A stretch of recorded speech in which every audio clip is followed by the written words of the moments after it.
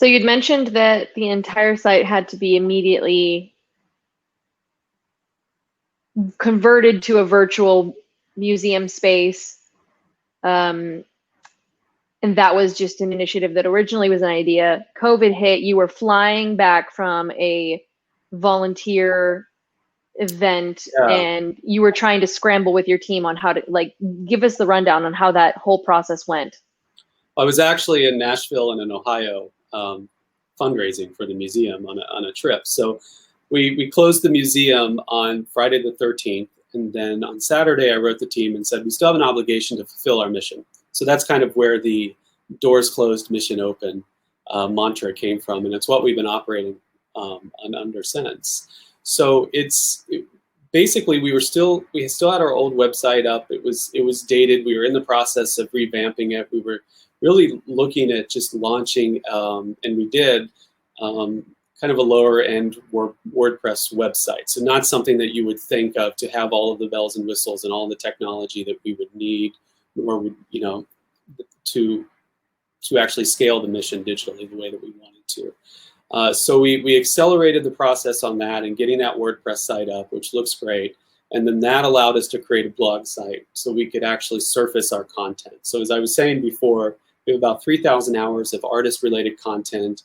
Our curatorial team created exhibits that we would release on Fridays. And then our education team created a lot of GRAMMY in the Schools programming with mini lessons and curriculum and lesson plans, study guides that we could release both direct to teacher and direct to student. So all of that was part of the plan. And what was important to us is we closed on March 13th. On March 18th, we actually came out with a very detailed content schedule about how we'll continue to keep our visitors, our members, our students, and the general public engaged. And that, I think, is really what laid the groundwork for the success that we've had over the last several months. I mean, bravo, seriously. You guys have done such a good job. The site is beautiful. Just going through all of the bits and pieces of what courses you guys have and the interviews, everything, it's just really, really seamless. So I think you guys have done, I mean, you really led in that space and kind of set the standard for everyone else who's in similar spaces as you guys, but nowhere near the level of excellence. So it's very, very cool. Thank you. Yeah. We're very proud of it, and it's something that I take zero credit for. This was a team effort, and as I was mentioning, it's very rare that someone in my position, although under really unfortunate circumstances, has the opportunity to redirect 100% of their team to a single initiative like this. Yeah, no, that makes total sense. I mean, you can see just like how well it got done. That's just the funny thing about getting to like finally focus all the geniuses in the room on one thing. You can really like pop off and create something fast and amazing all at the same time. It's always harder whenever you're doing a million projects at once, but it's cool. It was a blessing in disguise for you guys, and I'm sure it's going to be a huge benefit in the future, even beyond COVID, it seems. Yeah, I mean, if you think about it, this is one of our main initiatives in our strategic plan. So COVID required that we accelerate it, not create it. So this is something that will outlive COVID. When we reopen the museum here in Los Angeles, our digital presence will not only still remain, but will actually grow because of the additional content that we'll be able to generate. Yeah, so I think that leads us into our kind of next point of topic. You wrote in a great Forbes op-ed that we had talked about, prior to this panel starting, and I'm going to quote what you said here because I think this is really important. It was all about mentorship. You said, quote, "Mentorship is the key to success in any industry, but especially critical in music. We may not have a built-in mentor like Uncle Rick," referring to, one of your mentors that you mentioned in the piece, but we are all in the position to actively provide mentorship opportunities for others. So can you kind of tell our viewers a little bit about your thoughts on mentorship and why it's so important to really foster a environment of mentee mentorship relationships during a global pandemic and economic recession like this? Well, I think it's important even outside of a pandemic, and it gets to that principle of paying it forward. So making sure that, as you grow in your career, as you become more successful, as you're in positions that are of influence, to really bring young people, people who are just starting their careers, under your wing, so to speak, and help them grow, help them foster. What we do through our music education programs at the museum is foster the next generation of music's creators and leaders. And so it's very important that we put that into practice. So the article, in the op-ed that I wrote in Forbes, was really trying to hammer home that idea of that it's our responsibility of people who have grown in their careers and who are now at a position to offer that mentorship and offer that guidance. It's our responsibility to make sure that we do that and to make sure that we do it effectively.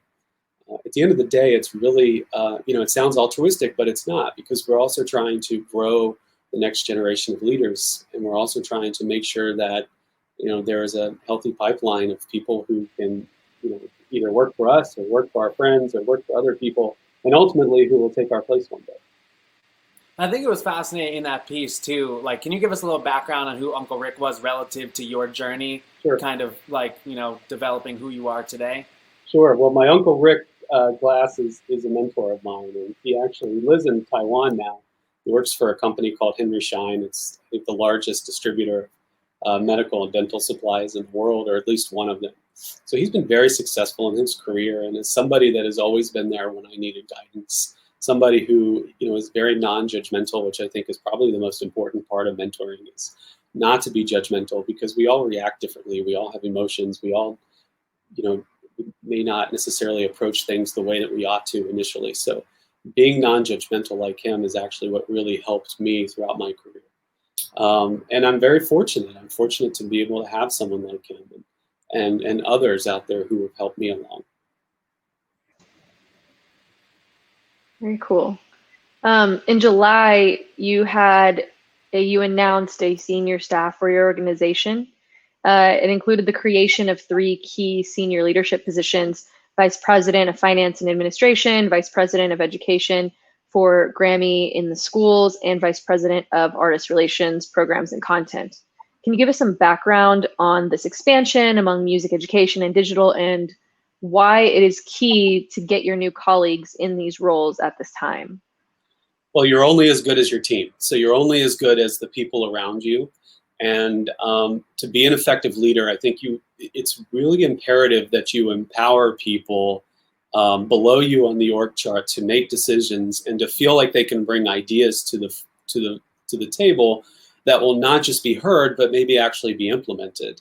So that's critical. And so what we did, and if you think back on the strategy piece that I talked about earlier in terms of our education programs of scale, renovating our museum, changing our corporate governance, building a digital museum, and creating what is now actually the only Latin music, or only gallery in a museum dedicated to Latin music in California, or at least in Los Angeles.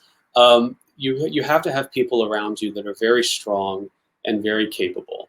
So when we look at that, I'm a big strategy before structure guy. So it's important that you know where you're going before you kind of bring along the people with you. So our education programs of scale, which is our GRAMMY Museum or GRAMMY in the Schools program, that is national. I needed a strong leader to lead that national initiative. So David Sears has actually been leading it for quite some time, but elevating him in that role, I think, gives him even more authority and more empowerment to make things happen the way that they should.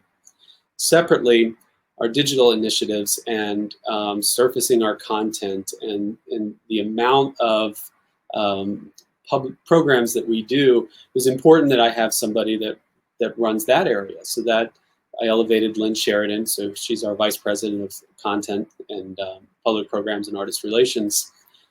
So she's taking the lead on our digital initiatives, taking the lead on all of our artist programmings, all of our public programs, and something that we'll announce soon that I think is actually going to be a game changer for us.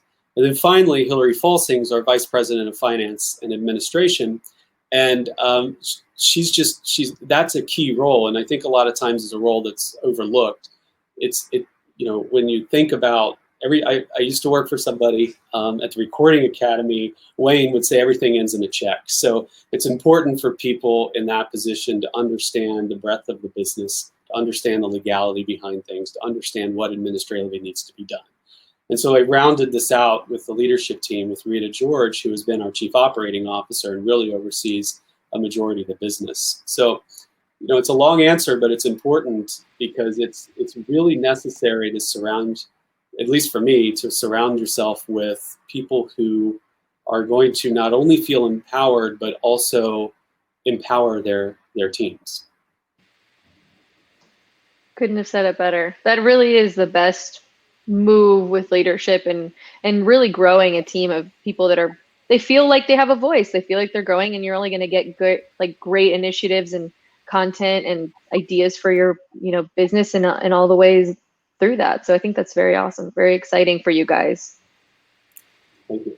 And that kind of leads us into kind of our next topic here. You know, the GRAMMY Museum's popular 5-day songwriting workshop summer session was offered online for the first time in June, featuring producer and songwriter Boy Wonder, who has worked with obviously some of the biggest names of music from Drake, Rihanna, Eminem, Nicki Minaj, Nas, and the list just continues to go on. Can you kind of explain to us how important it was to ensure that this staple education program was still available for young creatives, and how difficult of a transition it was to turn this event into kind of an engaging digital experience? Sure. Well, as I mentioned, I mean, the foundation of our mission is to foster the next generation of music's creators and leaders. So, and we do that for education programs. Summer Session, the one that you're asking about in particular, is a songwriting camp, and it's available free of charge to students who audition to get in. But it's really welcoming, and it's a welcoming environment. And what we try to do through that program is teach students to be able to express themselves through lyrics and through music and through songs. So it's very important that we continue that. And this year we actually, last year we did one, this year we did 3. So one session we opened up to California students virtually. One session we opened up to just Los Angeles students virtually. And then we expanded that program to Austin, Texas, and we expanded that virtually as well. So it's critically important that we continue that because, as I mentioned, our doors are closed, but our mission is open. So it's incumbent upon us to figure out ways to carry out our mission.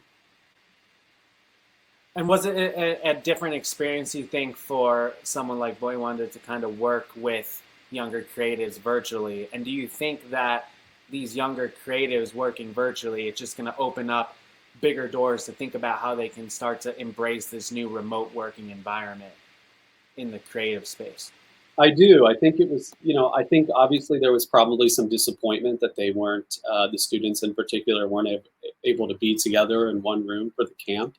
But I do think that it gave them the opportunity to see how you can create, how you can collaborate with people who are not sitting next to you physically, but they're a box on the screen in front of you. So I do think that it was still very valuable. I think the impact was still there. We heard some amazing feedback, and what it taught us is that we can deliver this programming very effectively for very low cost and really in any geography or anywhere we want. So I think that's a really important takeaway for us as well. Yeah, so it's really going to kind of expand your reach, particularly for camps like this. And I've heard from various producers at the Boy Wonder level that latency between producing between sessions now has just become so easy with the technology that's available. So it's interesting to see that you guys have kind of ushered in this new creative way of thinking of creating product where you don't all have to be in the studio, or you don't all have to be together to create this amazing songwriting camp, that you guys are able to offer opportunities and new ways of thinking to create the next big hits of the future. Exactly, and that's our hope. So our hope is that we're able to provide that look into exactly what you're saying, that you can do this in person, you can do this virtually, you can collaborate in really any way possible to make music and to inspire people. Just shooting a message to all the viewers out there. If you have questions for Michael, feel free to include them in the comments section so we can ask him at the end. I do want to make sure that that's included. He will be answering some questions for y'all, but getting back to it, my next question really is about the Mentorship Monday program that you guys recently started in July. It was announced in July, is in collaboration with the Grammy University and the former First Lady Michelle Obama, her Reach Higher initiative, which has continued beyond her years in the White House. The program has been running since July 20th and will conclude at the end of this month. Can you give us some insights into how this program came together and why these educational conferences were critical to keep despite the COVID-19 disruption? Sure. Well, this gets back to mentoring. This gets back to fostering the next generation of creators and leaders in music. Partnering with Mrs. Obama and her Reach Higher initiative obviously was an amazing honor. And what it allowed us to do is again, scale our education programs in a way that allowed us to reach young people that we may not have otherwise been able to reach, either through messaging or awareness or whatever the case may be. So it was important that we were able to make this a full partnership. I think collaboration at the end of the day is what creates sustaining impact. So partnering with Grammy U at the Recording Academy, partnering with Mrs.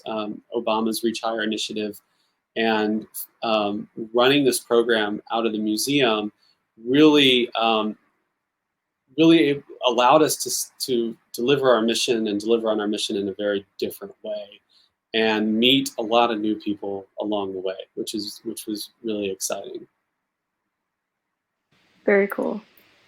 I think too, your collaboration with the Obamas on this just really goes back to, again, your point on fostering creativity, diversity, and all the things that the Grammy Museum really stands for.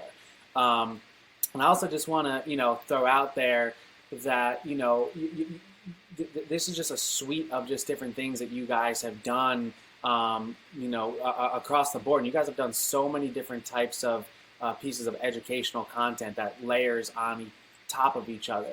So it's just amazing to see that this is just one of many, many things that you even did during that month. I mean, this could just be a massive undertaking just in general, but I just figured it was good to put that in context for some of the viewers who may not have seen all the things that the Grammy Museum has been doing. Well, I appreciate you mentioning that. It's we try to take a comprehensive approach to our mission. So especially on music education, it starts with kind of the passive engagement of bringing 25 to 30,000 students a year through our galleries in downtown Los Angeles, most of whom come from underserved neighborhoods and underprivileged neighborhoods.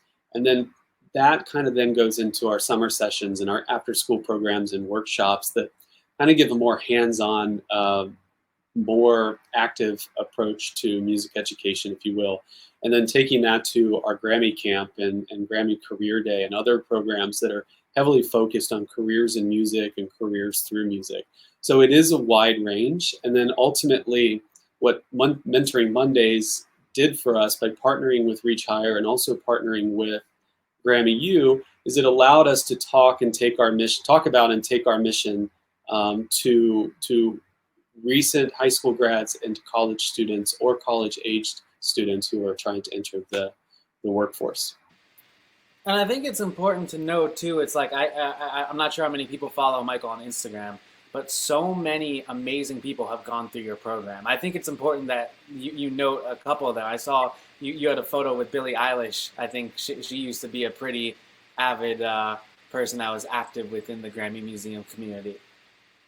Yeah, so I think you and maybe my brothers follow me on Instagram, so I appreciate you bringing that up because the following's a little low, but I'm not too active, but I do like to post when we do have some artists come through. So Billie Eilish and Phineas participated in some of our programs at the museum. Billie's actually talked about the museum in interviews before about how her parents would drop her and her brother Phineas off, and they would just experience and learn about music.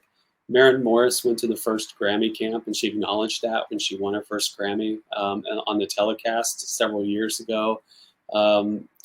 Trombone Shorty, a lot of other people have gone through our programs, and we're incredibly proud of that. And those are the big names. Those are the names people have heard of, but there's a lot of people behind the scenes or behind the mic, if you will, that have gone through our programs as well, who are incredibly successful and incredibly giving and generous in giving back of their time and talent to us. Yeah, absolutely. No, thank you for kind of giving us a background there. So, Todd. Oh, sorry. I thought you were going to ask the next question. I will ask. So, the Grammy Museum collaborated with with producer entertainment groups Digital Drag Fest for Writing with Pride, a live streamed celebration of LGBTQ plus songwriters and performers of the music industry in May. Can you give our audience some background on how this came together and why this event was so important to your suite of content that you were sharing with the broader music community? Sure. So this came actually, I think, through both our marketing department and our programs department. And this gets to our diversity initiatives. I think it's very important that we celebrate all kinds of people who are in music. And the LGBTQ community is a community that we were able to spotlight through this partnership. It was very successful and something that I hope we can do again with them. We've also had panels about LGBTQ in music and topics around that during Grammy Week at the museum. So it's something that is very important to us from a diversity and inclusion perspective, and we feel that not only with our brand, but just with our resources that we can help foster those conversations. And I think it's important, to note too, when I looked at this from, just the broader music community, you guys have played such an integral part of, like you were saying before, like really fostering these young creatives, particularly behind the board, right? There's obviously, like a need to continue to build diversity within the artist community, but then there's also a very big gap in the actual creative community in terms of producers, songwriters, engineers. And I think that's really where these initiatives really come into play. From my perspective, I look at them and I'm saying, wow, the Grammy Museum has been such a proponent of diversity, and you guys are really a kind of driving force to closing that gap. I mean, I think the latest report that I looked at from USC, which comes out with their kind of annual report, said about only 1% of engineers are actually women, and like less than 10% are female producers within the Billboard Top 100. And all these activations and educational opportunities that you guys are pulling together, in my personal opinion, is just such an amazing way that you guys are offering a solution to closing this gap. I'm just curious to get your thoughts on, how all these things kind of ladder up to the greater diversity of the music business. Well, from our perspective, we focus on education, and we focus on music education and careers in and through music. So, where we can be of service to help fill that gap is to make sure that our programs are accessible, to make sure that they're affordable, to make sure that they're marketed appropriately. And I think that's where the museum in particular can actually be of service to the music community and to the greater good by making sure that our programs aren't cut off from people that really should be a part of them. So I think at the end of the day, that's where our focus is. Yeah, absolutely. And it was an amazing event. I got to catch a little bit of some of the recaps and some of the writing that happened of that. So definitely amazing to see you guys continue to push diversity along like you guys have. Thank you. So we'll go ahead and just jump in. We do have one question from someone in the comments, which I don't know, you don't have to answer this if you guys don't have an answer for it, but they are asking, what is the inside scoop on broadcast next year? Is the Grammys going to happen? I'm sure you anticipated this question. I did, and what I can say, and I can honestly say it is, I don't know. So that's the Recording Academy. So the Grammy Museum is a separate entity that we're focused on the museum mission and the education mission. We license our name from the Recording Academy. They're great partners and supporters of ours. They handle the telecast, so I am unfortunately unable to speak to that. Well, there you go. We have another question. Oh, do you have something to say, Clay? Oh yeah, it looks like we got another great question in here. You want to read that one? Yeah, I think I can actually bring it up here to show There we go. what the whole question is. So it looks like they're asking about the rapid digital transformation, obviously that caused your organization to really push to a full out digital, experience through the museum. And I guess they're asking about like what does the post COVID-19 kind of environment look like for you guys? Because I'm pretty sure, I'm not sure if it's true in Los Angeles, but I know it's true in New York and New Jersey, that museums are actually able to open now. I think at like 30 or 40% capacity or something like that. I'm not sure what it is in Los Angeles. Our museums have opened as well in Texas. They have. So yeah. Curious to kind of get your thoughts on, what does this kind of hybrid model or whatever the model is in your mind kind of look like now that you were saying that you've seen such success with delivering amazing digital content that has no geographical fence around it. Right. So let me start with the former. Museums in Los Angeles actually aren't able to be open. So I'm thinking guidance will come out soon. What I'm unsure of is if you have an outdoor space, if you're able to open that, but we don't. So we'll be closed through October at this point, and we'll keep reevaluating. We were the first to close, and we're all museums, everybody is hypersensitive to safety right now. So we're really taking it day by day. But back to the original question on that. So I see digital and the kind of the physical in-person experience coexisting beyond this. I don't think that this is going to be a switch where we go back in museums and theaters and arts organizations and other organizations that have created a digital and virtual presence. I don't think that they're automatically, and if they do, I actually think it would be quite unwise to just turn off the switch on the digital and refocus back on the way that things work. From the Grammy Museum's perspective, this has always been planned for us. So this will actually continue. And if anything, I think it's going to make us stronger, both in the physical property, the physical experience, but also the digital. Because I think with their coexistence and being able to leverage different technologies that are out there or coming out to provide the physical experience on the digital side and take a digital experience and put it in the museum and right in front of people for it to be more hands-on, I think they're going to coexist. Makes sense. And I think we have a third question if you want to put it up on the screen, Clay. Here we go. What type of coordination is there between the Grammy Museum in LA and the experience in New Jersey? So it's a good question. We have two other affiliate museums, one in Cleveland, Mississippi, and the other one in Newark, New Jersey.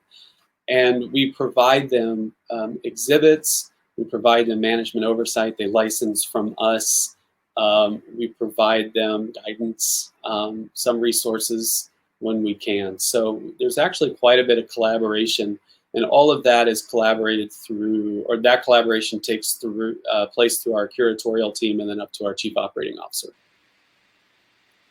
Yeah, and one of the areas that we didn't get to discuss, but I just wanted to bring it up to everybody, was your amazing partnership with Republic Records. And I know it's the Saturday Spotlight series. I'm not sure it's an exclusive partnership with Republic, but I think they're the first label to come on board with you guys. I was hoping that you could kind of speak to that partnership a little bit, and also, why it's so important right now for you guys to continue to foster, rising artists and really hand over your digital platform and your audience to these emerging acts.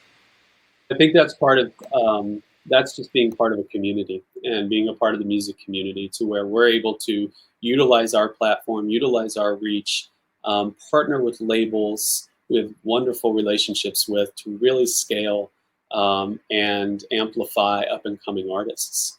So the Spotlight Saturdays, this is a prime example of what we were talking about when we talked about the VP promotions that you had asked about earlier, where this is something that came from Rosalie on our team, who brought it to Lynn, our vice president of programming, and said, I think this would be a great idea. Let's partner with labels, let's have a Spotlight Saturday, and let's really highlight up-and-coming artists. So without a doubt, it's something that we put into action, and it's something that we're very proud of, and the response has been great. So you're right, it's not an exclusive partnership with Republic. In fact, we've had so many labels come to us, we got to figure out exactly how we're going to slot everybody in.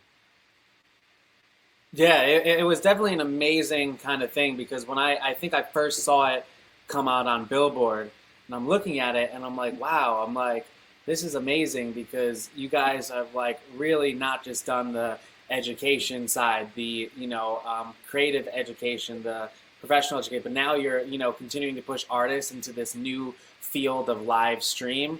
I guess from your perspective, obviously the live stream space for artists has been incredibly scaled out now. You had the Travis Scott activation recently with Fortnite driving 27 million plus concurrent viewers into one, digital space. When you look at the live stream space and digital, how are you looking at it from the artist perspective? And when you're kind of counseling these young people on, particularly, let's say, like on more of the corporate side and how they should be promoting and marketing artists, it seems like these younger kids have like no difference between maybe going to a show and maybe seeing it on screen. And that's just going to open up so many new opportunities for the greater music business. And you guys are, really on the forefront of that with your Spotlight series. So curious to get your thoughts on that kind of digital revolution and where you kind of see it kind of going for the larger business. Well, I see it growing and I see it sustaining. It's interesting, younger artists, younger people younger than me are much more savvy at social media, much more savvy at the internet than I ever was, and understanding how to get your brand out there, how to get your music out there, how to get yourself out there.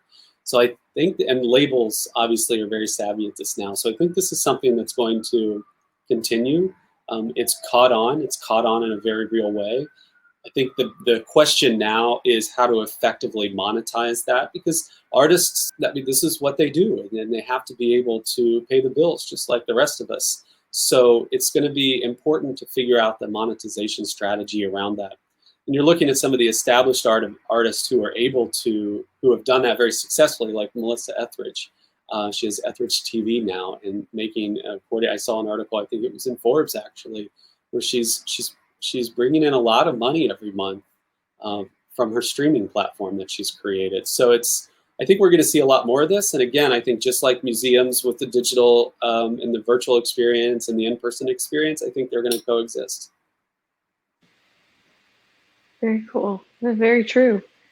Well, then let's go ahead and jump into our last question, which really is, COVID has been devastating all industries, but especially in music. I mean, we all know just how bad it's affected everyone, especially venues, and just how that whole industry works and functions. So what would you say are your 3 predictions post COVID-19 for the Grammy Museum and the broader music industry? Sure. Well, I think for the broader music industry, far be it for me to predict, but I think it's going to come roaring back. It may be in a way of phased in audience numbers or capacity, but it's going to come roaring back. We rely on music. We rely on live theater. We rely on this social experience and going to concerts and Staples Center, large arenas, all the way down to your local bar is going to come back because people, I think, are yearning for that. So I think that's number one. I think number two, unfortunately, small venues and nonprofits like museums and theaters are going to have a more difficult time coming back like that. If you look at the large players out there who have access to the debt markets, who can manage a liquidity crisis that everyone's going through right now, it's going to be the small venues, it's going to be the nonprofits, it's going to be the live theaters that are really going to take a while to ramp up and to get back to what we thought. I was reading an article the other day, and it's almost, I think, maybe 30% of museums fear closure. And it's a much higher number for venues that may close and may not come back because of this. So I think we're going to see that. So without any major, help, another relief package or something to come along, I think that we're all going to experience it in a very different way because our favorite locations might be closed. And then from the Grammy Museum perspective, I think it's kind of been thematic throughout our conversation today, where when we reopen, we'll have 2 museums. So we'll have the physical museum in Los Angeles, We'll have our affiliates in Mississippi and Newark, of course, but we'll also have a digital museum. And that digital museum will be where our scale is, it will be where our impact is, and it will be where our accessibility really is. Yeah, and it's funny that you guys bring up, you know, when you talk about predictions, the independent venues and how they are obviously struggling. I mean, I think the report that you're referring to was the National Independent Venue Association said something along the lines of 90% of music venues are actually going to go bankrupt. I think by the end of September was their kind of like prediction. I guess my curiosity, I guess, with your digital transformation, right, is how many more people do you think that you're able to like really reach and engage with relative to having your full operations open as a physical location, right? Because I think that is an issue that a lot of venues are having, because it seems from the way that we're looking at it in venues that we've, you know, had conversations with, they're saying, you know, oh wow, you know, we need to move all of our shows into digital, a lot like you had to move all of your programming, a lot of your museum to digital as well.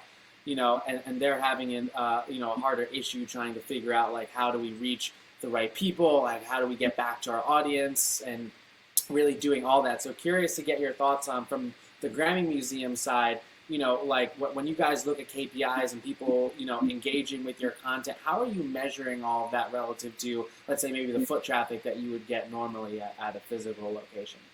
Well, that's apples to oranges, I think, because when we look at our digital scale and we look at our KPIs from the perspective of our education programs and our Grammy in the Schools many lessons that we've put out, or we look at what we've put up on YouTube, or, you know, how we've been surfacing our content, the numbers don't compare. Obviously, our scale is much greater digitally.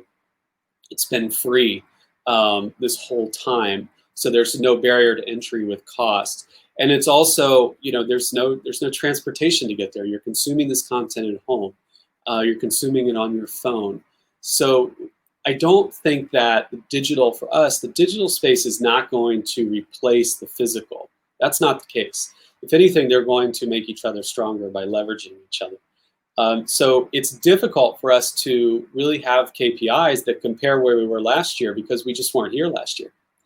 And then obviously with the physical space being closed, just like music venues, just like live theater, just like so many businesses, that side of our P&L, that's been eviscerated. There's nothing coming in.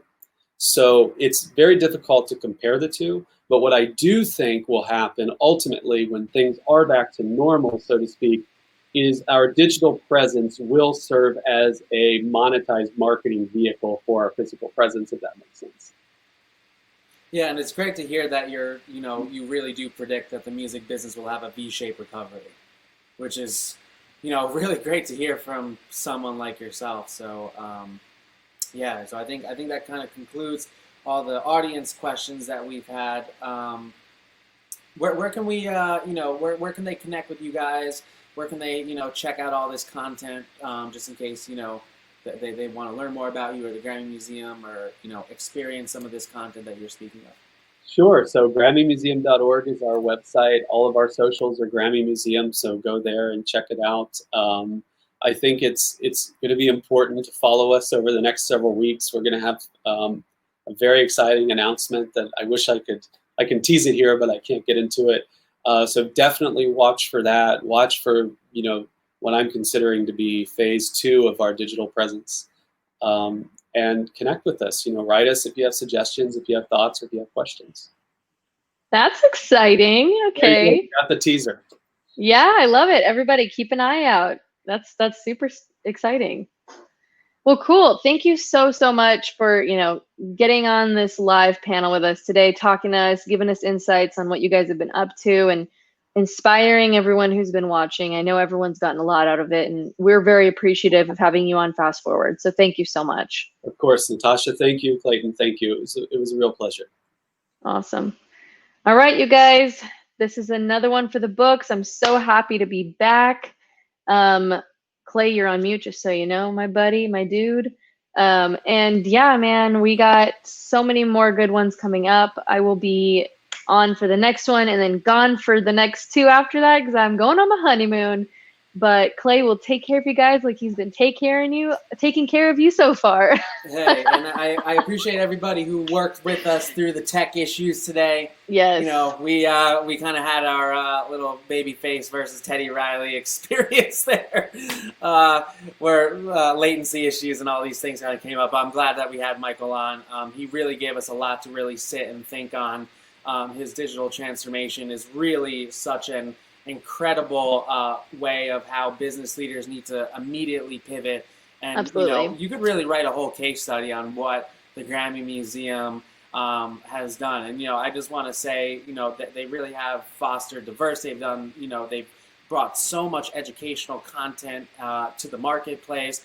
And you know what? Like you said, they made it all for free, pretty much, relatively speaking, like across the board. So there's no barrier to entry. So Yeah. so if you're in quarantine right now and you have some extra time on your hands and you love this music business or you love entertainment, go to the GRAMMY Museum website and check this stuff out. I mean, there is just so much there that you could probably get like it's close to probably like an undergraduate degree in some sense in terms of, you know, the amount of knowledge that you can really consume from them. So they have really been an amazing proponent of education, diversity, and all these things that are so important to the music business and just Absolutely. the greater business community as a whole. So please go check them out. Everybody go follow Michael on Instagram. He's got an amazing Instagram. Raise his numbers. Yeah, we got to help raise the number. We'll make sure we'll put that link in the bio here for anybody who wants to go check that out. Absolutely. We'll also be putting up this whole video up on YouTube. We have all of our past panels on YouTube that you can go watch as well if you want to learn about anything else that people have been doing in the music industry, entertainment industry, retail industry, fashion industry, gaming industry, and more. Yeah, and we just want to say a huge thank you to our partner LinkedIn. Thank you so much for you know, providing us this live stream platform, and everybody for, you know, tuning in. This has been an amazing episode, and we'll make sure that, you know, we get this up. And if, you know, for anybody who's a big, you know, reader of writing, remember Hypebot and Hype Magazine, they always syndicate our write-ups of these. So check them out in about a week. You know, we'll make sure we get a great write-up here on all the knowledge that Michael was able to, you know, drop on us today. So appreciate everybody for stopping by. Awesome. Take care, y'all. Gotcha. Bye.